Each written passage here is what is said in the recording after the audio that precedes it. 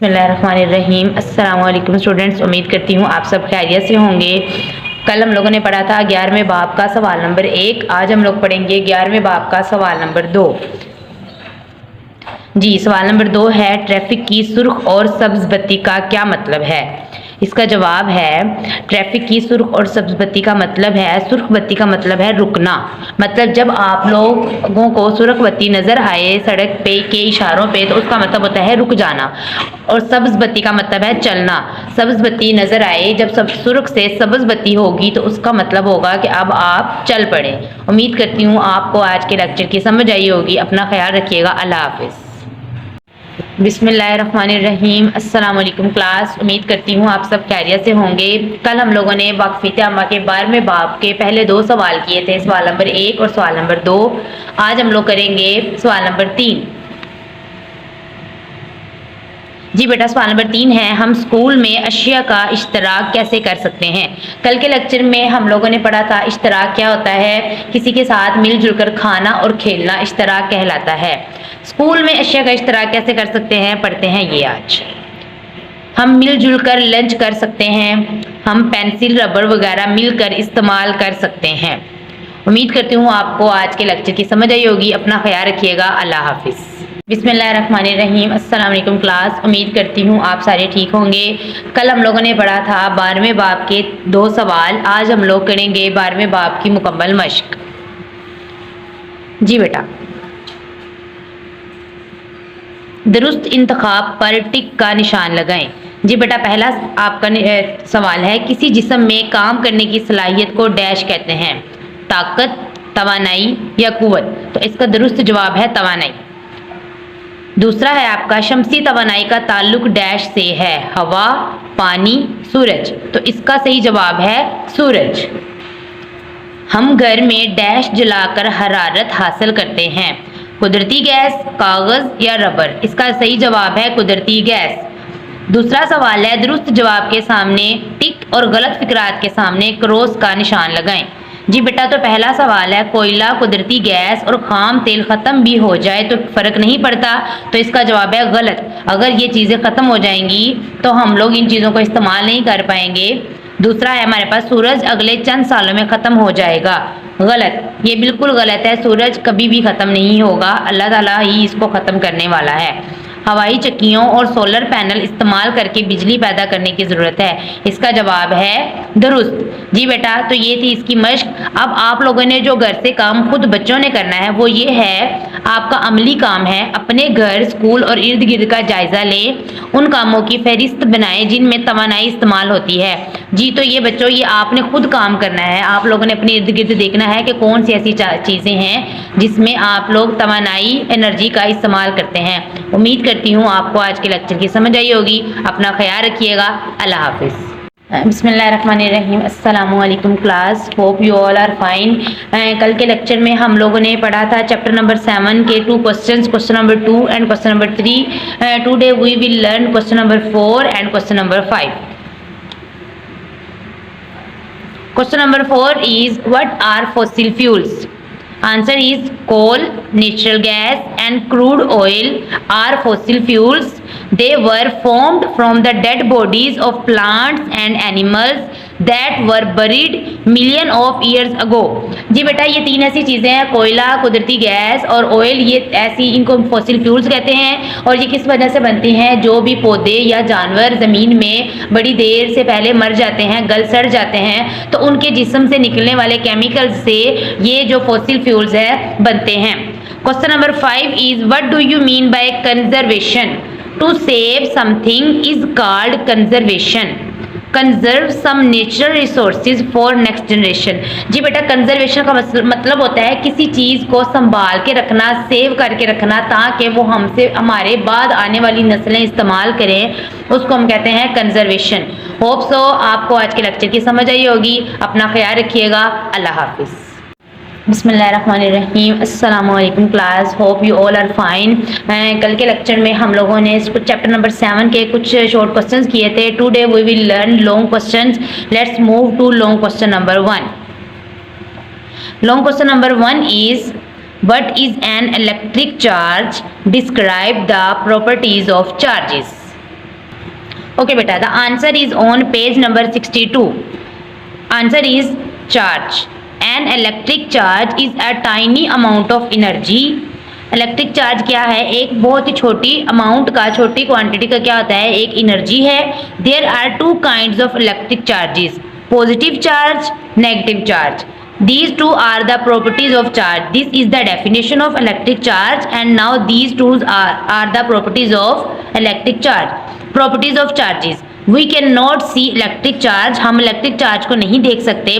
We can observe how charges interact with each other. हम बस ये ऑब्जर्व कर सकते हैं कि किस तरह जो दो चार्जेस हैं वो आपस में एक दूसरे को इंटरेक्ट करते हैं. A positive charge and a negative charge attract or pull each other. Positive charge या तो अपने एक दूसरे की तरफ खींचेंगे या एक दूसरे से दूर करेंगे. सिमिलर चार्जेस रिपेल और पुश अवे ईच अदर. लेकिन जो एक जैसे चार्जेस होते हैं वो एक दूसरे से दूर करेंगे चार्जेस को. जैसे कि ये आप लोग देख रहे हैं, पॉजिटिव और नेगेटिव चार्ज एक दूसरे को अट्रैक्ट कर रहे हैं, जबकि ये दोनों चार्जेस सेम हैं और ये रिपेल कर रहे हैं. नेगेटिव चार्जेस भी सेम है दोनों साइड पे, तो ये रिपेल कर रहे हैं. ये आपका लॉन्ग क्वेश्चन है यहाँ से लेकर यहाँ तक. ये आप लोगों ने याद भी करना है, लिखना भी है. उम्मीद करती हूँ आपको आज के लेक्चर की समझ आई होगी. अपना ख्याल रखिएगा. अल्लाह हाफिज़. बिस्मिल्लाहिर्रहमानिर्रहीम. अस्सलाम वालेकुम class, hope you all are fine. कल हम लोगों ने पढ़ा था चैप्टर नंबर 8 का question number 2. Today we will learn question number 3 and question number 8. Let's move on question number 3. Here the question number 3 is describe at least 3 renewable sources of energy. First of all we will discuss what is renewable sources. The energy sources which can be recovered are called renewable sources of energy. जी बेटा, ऐसे resources जिनको natural process के जरिए दोबारा recover किया जा सके उनको रीन्यूएबल रिसोर्सेज कहते हैं. पहला है हमारे पास hydroelectric energy. The kinetic energy of flowing water is transformed into electrical energy. जी बेटा, वो कह रहे हैं कि ऐसी एनर्जी है जिसमें हम बहते पानी से एनर्जी को बनाते हैं. This energy is called hydroelectric energy. इस एनर्जी को हम हाइड्रो इलेक्ट्रिक एनर्जी कहते हैं. This energy is very cheap. ये बहुत सस्ती एनर्जी होती है. We have built dams for hydroelectric energy. जी बेटा, हाइड्रो इलेक्ट्रिक एनर्जी के लिए हम लोगों ने डैम्स बनाए हुए हैं. Second is wind energy. Wind has kinetic energy. A windmill moves by wind and produce electricity. This energy is also free of cost. जी बेटा, हवा के जरिए हम एनर्जी पैदा करते हैं और ये भी जो एनर्जी है ये फ्री ऑफ कॉस्ट होती है, इस पे कोई खर्चा नहीं होता. तीसरा है हमारे पास सोलर एनर्जी. सोलर मतलब सूरज से आने वाली energy. The energy coming from the sun is called solar energy. Solar energy can be change into electricity with the help of solar cells. जी बेटा, वो कह रहे हैं कि सोलर एनर्जी को हम लोग एनर्जी में कन्वर्ट करते हैं सोलर सेल्स की मदद से. The solar energy is also free of cost. इस पर भी कोई खर्चा नहीं होता. All 3 energy sources given above do not add pollution. जी बेटा, वो कह रहे हैं कि ये जो तीनों एनर्जीज हैं इनमें हमारे पास कोई भी आलूदगी नहीं होती. Now the question number 8 is what energy changes take place as tube light is turned on. When a tube light is turned on, the electrical energy changes into light energy and heat energy. जी बेटा, वो कह रहे हैं कि कौन सी energies में changes आते हैं जब हमारे पास ट्यूब लाइट ऑन होती है. तो बेटा, जब ट्यूब लाइट ऑन होती है तो हमारे पास जो इलेक्ट्रिकल एनर्जी है वो चेंज हो जाती है लाइट में और हीट एनर्जी में.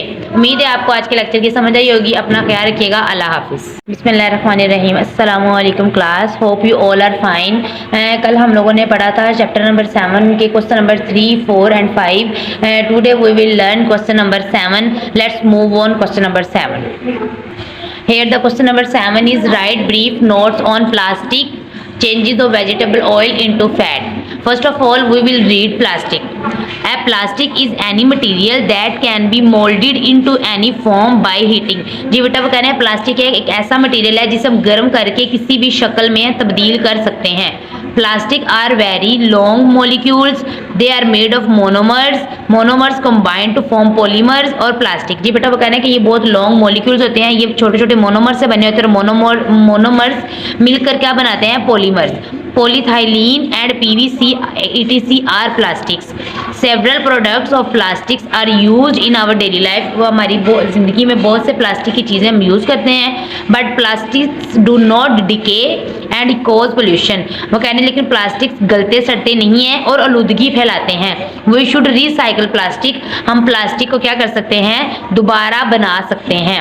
नेक्स्ट है बेटा change of vegetable oils into fat. Vegetable oil is liquid at room temperature. जी बेटा कमरे के टेम्परेचर पे, आम टेम्परेचर पे जो वेजिटेबल ऑयल है ऑयल वो क्या होते हैं, माया हालत में होते हैं।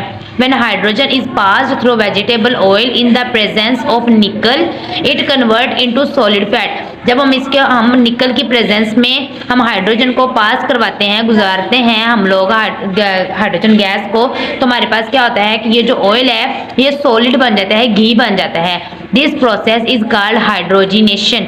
इस प्रोसेस को हम हाइड्रोजिनेशन कहते हैं। A large amount of heat is used to bring about this chemical change। बहुत ज़्यादा हीट की ज़रूरत होती है इस केमिकल चेंज के लिए। अब एक छोटी सी इक्वेशन है वो देख लें ज़रा। वेजिटेबल ऑयल है प्लस हाइड्रोजन है, निकल की प्रेजेंस में वेजिटेबल ऑयल से हाइड्रोजन को गुजारेंगे तो हमारे पास क्या आ जाएगा, बनस्पति घी फैट। होप सो आपको आज के लेक्चर की समझ आई होगी। अपना ख्याल रखिएगा। अल्लाह हाफिज़। रहीम अस्सलाम वालेकुम class, hope you all are fine. कल हम लोगों ने चैप्टर नंबर 8 का क्वेश्चन नंबर 2, 3 और 4 पढ़ा था। आज हम लोग पढ़ेंगे क्वेश्चन नंबर 5। जी बेटा क्वेश्चन नंबर 5 है, if two forces act in the opposite direction on an object what will be the net force acting on it. अगर दो फोर्सेस एक ऑब्जेक्ट पे ऑपोजिट में लगे तो उसकी जो नेट फोर्स है वो क्या होगी। Net force in it is difference between two forces. जी बेटा वो जो नेट फोर्सेस क्या होती है वो दो फोर्सेस के दरमियान डिफरेंस होता है। अब डिफरेंस क्या होता है कि अगर आप एक ऑब्जेक्ट पे एक साइड पे 7 न्यूटन की फोर्स लगा रहे हो और एक साइड पे 5 की, तो जो डिफरेंस आएगा 7 में से -5 करेंगे तो डिफरेंस क्या आएगा 2। जी बेटा तो ये क्या है, ये हमारे पास नेट फोर्स क्या है 2। तो जो दो चीज़ों के दरमियान जो डिफरेंस होता है फोर्स लगने के बाद वो होता है उसका नेट फोर्स। ओके बेटा अब हम साथ में एमसीक्यूज भी करेंगे। Let's read the MCQs. Two equal forces act at the same time on the same stationary object but in the opposite direction which statement describe the object motion. The object change direction, the object accelerate, the object remain stationary, the object moves at a constant speed. The answer is the object remain stationary. A student pushes against a tree with a force of 10 newtons. The tree does not move. What is the amount of force exerted by the tree on the student? A 0, B 5 newton, C 10 newton, D 20 newton. Answer is 5 newton. Third MCQ is what causes object to move? Velocity, unbalanced force, friction. Answer is friction. 4. The pressure at the bottom of the tank containing a liquid does not depend on A. Area of bottom surface, B. Height of liquid column, C. Nature of the liquid, D. Acceleration due to gravity. Answer is area of bottom surface. The SI unit of pressure is watt, joule, pascal, newton. Answer is C. Pascal. When same amount of force is applied on different areas, it exerts low pressure on small area, no pressure on small area, high pressure on small area, high pressure on large area. Answer is low pressure on small area. A force of 1800 Newton is acting on the surface of 0.06 meter squared. The pressure exerted by the force will be 3 kilopascal, 30 kilopascal, 300 kilopascal, 3000 kilopascal. Answer is 30 kilopascal. People on hills experience atmospheric pressure more than that at the sea level, less than that at the sea level, same as that at the sea level, 4 times more than that at the sea level.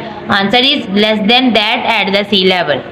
As we go up in the air, atmospheric pressure increases, atmospheric pressure decreases, atmospheric pressure does not change, atmospheric pressure becomes 0 at the height of 1 kilometer.